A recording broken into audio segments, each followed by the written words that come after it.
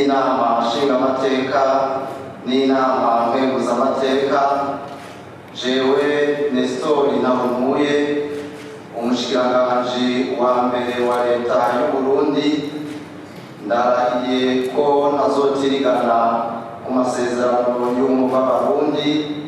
kw'ibwirizwa shingiro rya Repubulika y'u Burundi n'ayandi mabwirizwa, kandi niyemeje ko nzoharanira nkiziganya ineza y'u Burundi n'Abarundi, mwubahiriza ubumwe bw'Abarundi,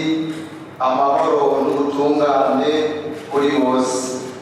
mu kurangura amabanga njejwe.